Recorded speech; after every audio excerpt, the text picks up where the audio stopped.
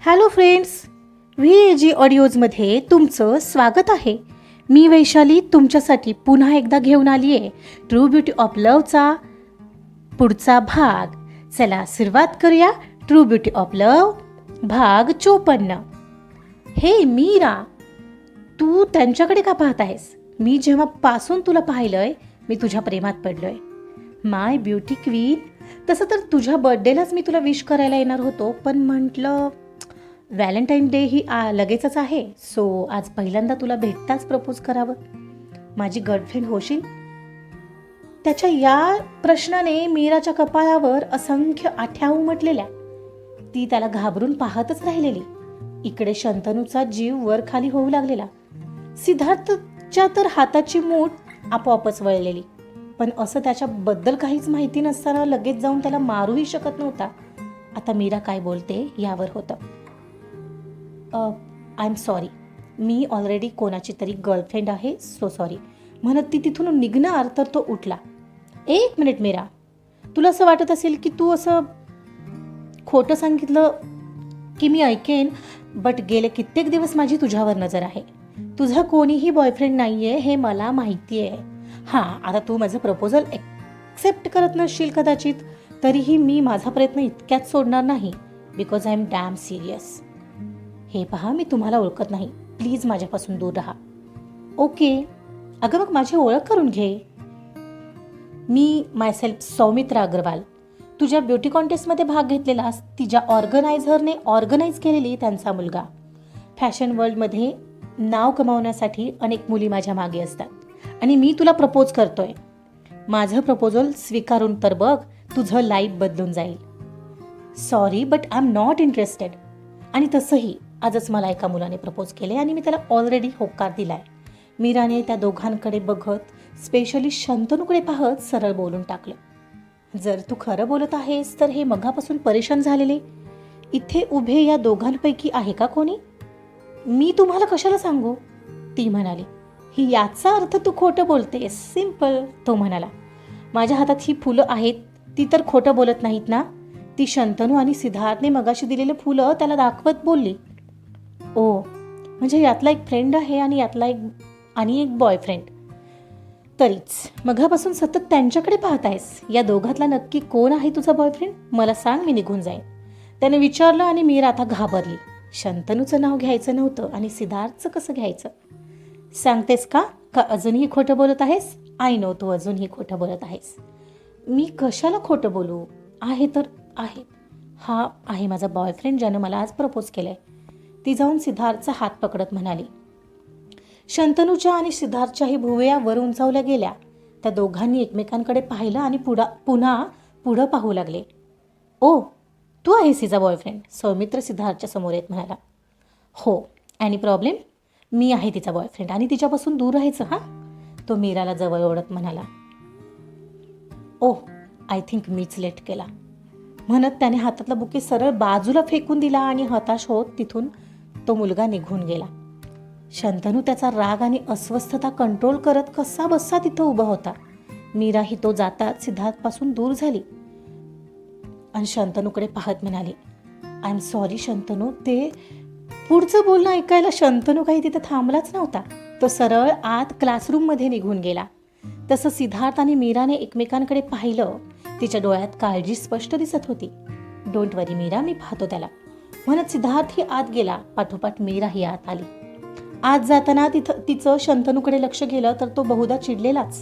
सिद्धार्थवर चिडून बोलत होता, तू प्लीज माझ्या शेजारी बसू नकोस. अरे मी काय केलंय? ती आली माझ्याकडे आणि तसंही तिने तुझाच विचार केला ना. सिद, आय सेड तू आज प्लीज दुसरीकडे बस. प्लीज मला एकट्याला राहू दे. कधी नव्हे ते आज शंतनू त्याच्यावर ओरडला. अरे यार, हे बरं आहे, वड्याचं तेल वांग्यावर, म्हणत दोन्ही हात वैतागून उडवत सिद्धार्थ बाजूला जाऊन बसला. शंतनू आता डोक्याला हात लावून बसलेला. तिच्या जागेवर बसलेली मीरा मात्र आता चांगलीच घाबरलेली, कारण शंतनू तो तर तिच्याकडे पाहतही नव्हता. एवढ्याच साईडने कसलासा बोळा आला. मीरा पाहते तर तो तिच्याकडे सिद्धार्थने फेकलेला. काय? मीराने वैतागून विचारलं. तर सिद्धार्थ तिला काहीतरी खुणावत होता जे तिला कळत नव्हतं. तसा तो मीराजवळ आला आणि तिच्या जवळ बसला. आता इथं कशाला आलायस तू? ती हळूच बोलली. तुला सांगायला आलोय त्याच्याजवळ जाऊन बस. तो तेवढ्यात हळू आवाजात बोलला. काय मी? मग काय मी जाऊ? आत्ताच हकललं मला त्याने. कसं ते बघितलंस ना? अरे पण तो आता खूप चिडला आहे, मला भीती वाटते. तुझ्यावर नाही चिडणार तो, जा तू माझा ऐक, तो सांगत होता आणि मीरा नकारार्थी मान हलवत होती. दोघांची खुसूरफुसूर चाललेली आणि शंतनूचं दोघांकडे लक्ष गेलं. आता तर ते दोघं एकमेकांच्या जवळ बसलेत पाहून शंतनूने नापसंतीने डोळे मिटले आणि उपहासाने मान पुढं वळवली. तू का आलास इथे? तू जा तुझ्या जागेवर, मीरा त्याच्यावर चिडत होती.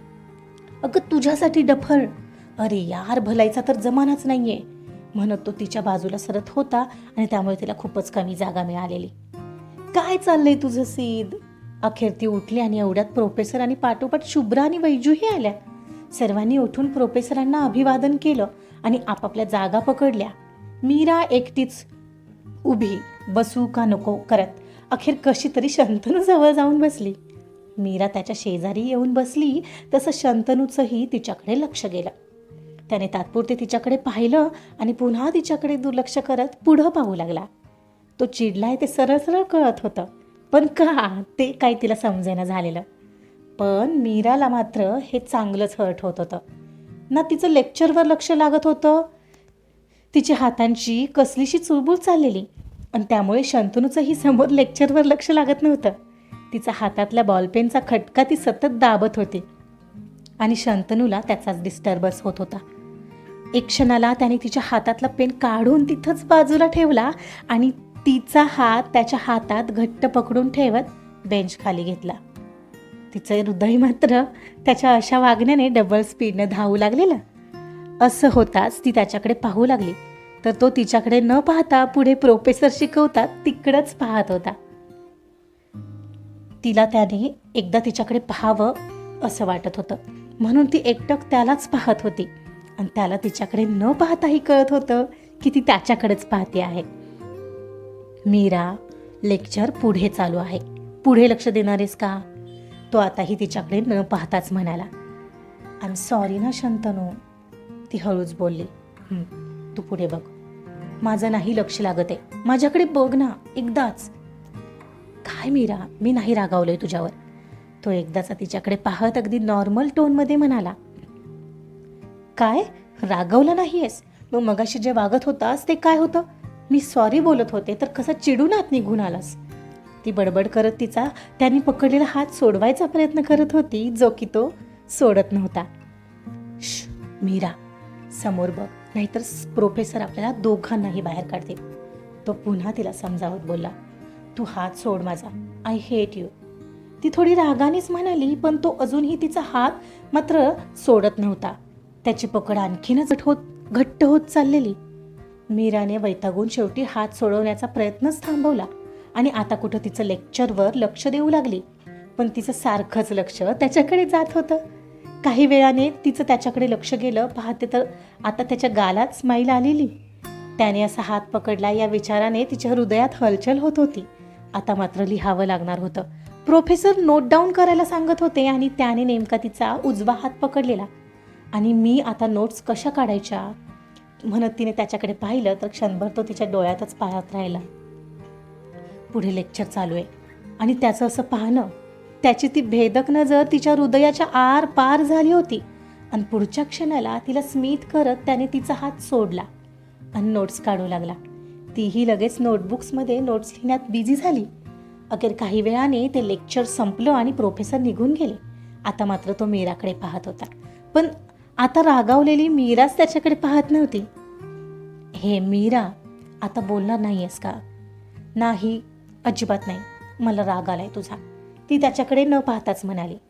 सॉरी ना, मलाच कळलं नाही मला काय झालेलं, मी असं का केलं तुला माहीत नव्हतं का? होतं, सगळं कळत होतं पण माहीत नाही कशाचा खूप राग आलेला. मग तरीही सॉरी ना यार. हे मीरा, यू नो ना, उद्यापासून स्पोर्ट्स सुरू होत आहेत. मग मी काय करू? ती आता त्याच्याकडे पाहत बोलली. तू अशी नाराज नको ना हो, मी हरावं असं वाटतंय का तुला? मी कशाला असा विचार करेन शंतनू? मग बोल ना, किती राग आलेला माझा मगाशी? मला आलेला का तुला? 1 मिनिट, का तू मुद्दाम गेलंस का हे सगळं? का तुमचा दोघांचा प्लॅन होता हा मी इथं बसावं म्हणून? ती सिद्धार्थकडे पाहत म्हणाली, नाही नाही मीरा, काही काय, असं असतं तर मीच तुला म्हणालो असतं ना माझ्या शेजारी बस म्हणून, आणि मला वेड लागले का असं बोलायला? म्हणजे? तिनं प्रश्नार्थक नजरेनं त्याच्याकडे पाहिलं तसं त्याने तिचा हात पुन्हा घट्ट पकडला. मला वेड लागले का तुला शेजारी बसवायला? म्हणजे मी लेक्चर सोडून तुझ्याकडे पाहत बसेन हां? तो तिच्या कानाजवळ येत हसत बोलला तसं तिलाही हसू येऊ लागलं. तिने त्याला त्यातूनही फटका मारला. तिच्या गालातही एक ब्राईट स्माईल आलेली. एवढ्यात दुसरे प्रोफेसर आले आणि दुसऱ्या लेक्चरला सुरुवात झाली. आजचा भाग कसा वाटला आपल्या कमेंट्समधून जरूर कळवा. कथा आवडत असेल तर लाईक करा, सबस्क्राईब करा आणि शेअरसुद्धा करा. Thank you so much.